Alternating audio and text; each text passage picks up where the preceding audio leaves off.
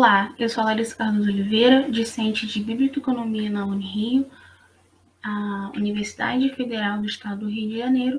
Sou bolsista de iniciação científica e orientada pela professora Glenda Mello. Hoje eu vou expor para vocês a minha pesquisa e o tema dela é A Solidão da Mulher Negra em comentários no Twitter e Instagram. Como objetivos, eu busquei dois. Primeiro, como as mulheres negras subvertem a solidão que as comete em suas performances identitárias.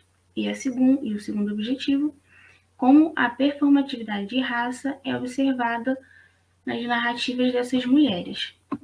Como embasamento teórico, utilizei 4 autores. O primeiro, eu trouxe a concepção de linguagem como ação, de Austin, 1962, a perspectiva de raça, com Hooks, 2015, a definição de solidão, com Pacheco, 2008, e para a coleta de dados da pesquisa, eu utilizei os índices linguísticos de Silverstein. Dentro do embasamento teórico, a partir da concepção de linguagem como ação de Austin, é possível explorar as narrativas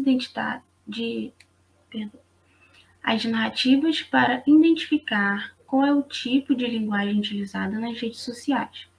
Ademais, a preocupação central do autor é com as diferentes coisas que podem ser feitas com as palavras, como, por exemplo, o uso delas para ferir alguém, ou seja, uma linguagem com ação destrutiva.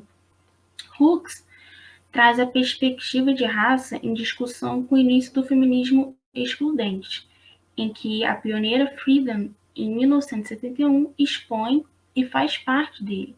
Partindo desse pressuposto, a autora apresenta um feminismo excludente, pois a movimentação das mulheres brancas com a formação universitária, de classe média e classe alta, elas, como donas de casa, estavam entediadas com o lazer, com a casa, com seus filhos e as suas compras. Elas almejavam mais da vida. E esse mais, a autora define como as profissões que os homens tinham, né? E as mulheres não tinham na época. O conceito de solidão para Pacheco ganha vários sentidos. Primeiro, pode-se refletir a desilusões amorosas, o amor mal correspondido, impedindo que o outro tenha uma nova experiência amorosa, ficando só. No segundo sentido, quando não se encontra uma pessoa do mesmo lugar ou da mesma posição social para compartilhar uma convivência coletiva. E terceiro, pode se referir a pessoas que por alguma razão são deixadas sós, e isso podem viver entre as outras, mas não tem significado afetivo para elas. E para os dados, né, das coletas, de acordo com Silverstein, a ordem indexical como conceito necessário para mostrar como relacionar os enquadres do microsocial ao macro, uma análise de qualquer fenômeno sociolinguístico, então de qualquer cenário, ok? Dentro da metodologia, optei pela pesquisa qualitativa e etnográfica de internet, do qual iniciei em fevereiro de 2022 e finalizei agora em agosto de 2022. O foco do projeto era acompanhar os comentários das pessoas e a identificação das mulheres com a dor da Natália Deodato após as repercussões das atitudes da participante dentro do reality show Big Brother Brasil, edição 2022. Após a coleta de dados e avaliação dos discursos no Twitter e Instagram, selecionei alguns que se destacaram pela sua repercussão nas mídias sociais e também selecionei imagens marcantes dos momentos que a participante vivenciou dentro da casa. Essa primeira análise, eu trago duas situações, né? A primeira traz a rejeição amorosa da qual ocasionou a crise de choro da participante, e pode ser observado que, por meio dela, é um choro sentido, do qual carrega não somente uma dor de ter sido rejeitada, mas também um choro de desespero e cansaço mental. Já nessa próxima análise, eu trago 2 tweets de pessoas, né? Em que a primeira diz: esse choro se trata de desespero, de dor, de ser sempre a última opção, sempre ser preterida. E o segundo: o meu coração partiu em mil, com a cara de choro e decepção da Bad Nat quando o Lucas começou a falar dela. Na hora do intervalo, ela olhando com aquela cara de dor. E essa pessoa, ela diz para as pessoas, para os espectadores olharem mais para a Natália.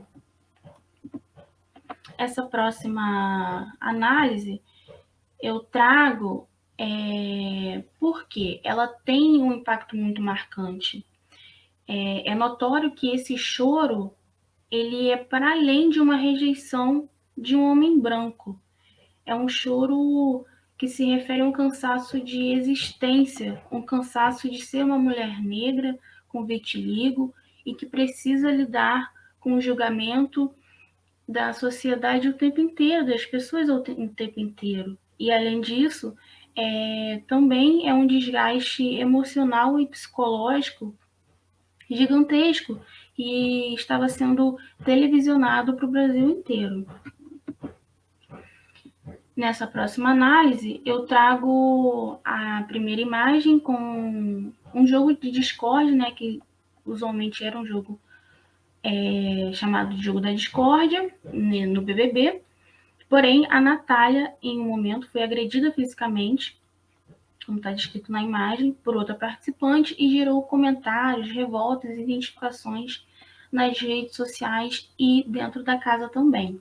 Nessa segunda foto, nesse tweet, o comentário chamou bastante atenção, que foi o seguinte: Natália falando que Maria disse. Maria era outra participante da qual agrediu. Disse bem feito durante o momento que ela jogou a água, né, que estava dentro do balde, na cabeça dela. E que o Tadeu, que era o apresentador, ficou em silêncio. DG, o outro participante, acha que eles vão analisar. E perguntaram para a Nath, mas que obviamente ela não vai dizer que foi agressão, porque ela não é assim, isso segundo essa usuária, né, da rede social.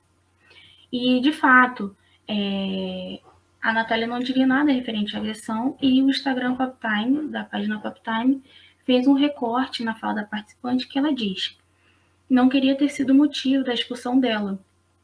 Ela bateu, estava doendo, mas eu não seria tão mal em falar ao vivo.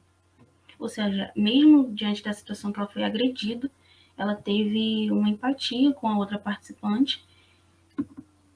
E o porquê que eu trouxe essas análises com essas imagens, né, tão forte? Na pesquisa, ela se relaciona com a linguagem com ação de Austin, como eu havia dito anteriormente. Quando no meio social, né, seja em um cenário micro ou macro, propõe-se a fazer o uso de narrativas racistas, sexistas e machistas, como foi com a participante Natália, né? E foram selecionados episódios anteriores, especificamente, pois mostram de maneira clara que a solidão da mulher negra é para além de um viés amoroso. Dentro das considerações finais, eu trouxe 3 pontos importantíssimos. O primeiro é que é inegável a necessidade de ampliação e de pesquisas em diversas áreas com o tema da solidão da mulher negra, enfatizando as formas de narrativas as quais são utilizadas, ou seja, não somente com esse viés amoroso, mas também as suas outras solidões das quais a mulher negra ela vivencia.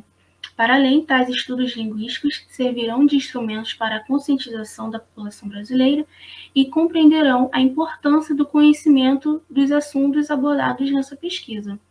O segundo ponto, eu trago que a educação antirracista, defendida pela ativista Angela Davis, caracteriza-se como fundamental para extinguir esses casos. Afinal, segundo a autora, numa sociedade racista, não basta não ser racista, é preciso ser antirracista. E, por fim, além disso, né, as discussões em trabalhos futuros o fortalecimento da seriedade das comunidades negras e as relações afrocentradas, não como uma saída, mas como uma alternativa à realidade brasileira. Aqui temos as referências as quais utilizei no artigo. E obrigada.